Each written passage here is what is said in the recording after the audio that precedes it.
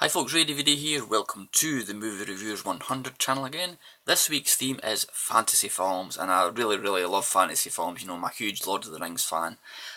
Conan the Barbarian, stuff like that. You know, you can't beat it. It takes you off to far off lands, and you know you can lose yourself on the big screen.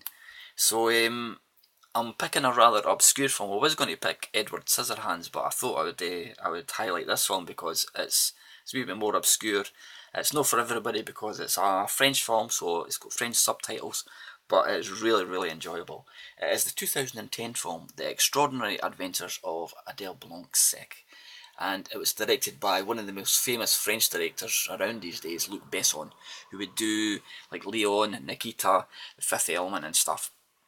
Basically, the plot, I'll read you at the back what it says here. Luc Besson transports us to the wild days of early 20th century Paris, where feisty young writer ADELE BLANC embarks on thrilling missions to find exciting material for her book. She sails to Egypt to raid a tomb that supposedly hides a cure for her sick sister. But what will she do when an army of resurrected mummies gets in the way?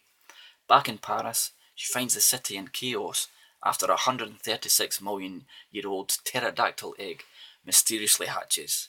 ADELE realises she is the only one game enough to take control of the prehistoric bird. Dun dun dun. It's in the mould of Night at the Museum meets Lara Croft. You know, ADELE BLANC, she was a famous for being, and she was in it's a famous French comic book. And what Luc Besson's done is took some of the best of the stories of the comic books and made them into one film.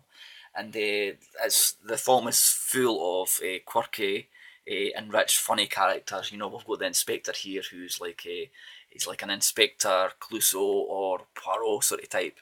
Then we've got like this mad doctor professor guy who's mysterious. You know, he's after the pterodactyl egg and stuff.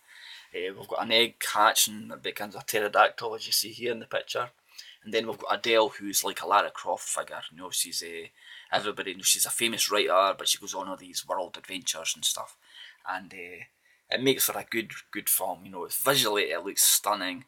It's funny in parts. It's good for the kids would enjoy it, the adults would enjoy it, and really quite a quirky, obscure film. You know, it's in French subtitles, so it's not. It wouldn't appeal to everybody. But like I say, if you're really a film buff and you like Night in the Museum and stuff, I'm sure you would enjoy this film. Really good. The girl in the lead role, very attractive to see, and like I say, it's all these characters. You know, they're sort of quirky and stuff, and it's a very French film. Here it says it's. The headline is Amelie meets Indiana Jones. That would be another sort of good comparison.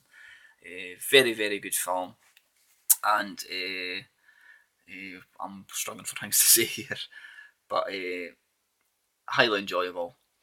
And like I say, it's Luc Besson. You know, he's visually stunning. Like if you can imagine the Fifth Element, the lush visuals, the costumes, and that.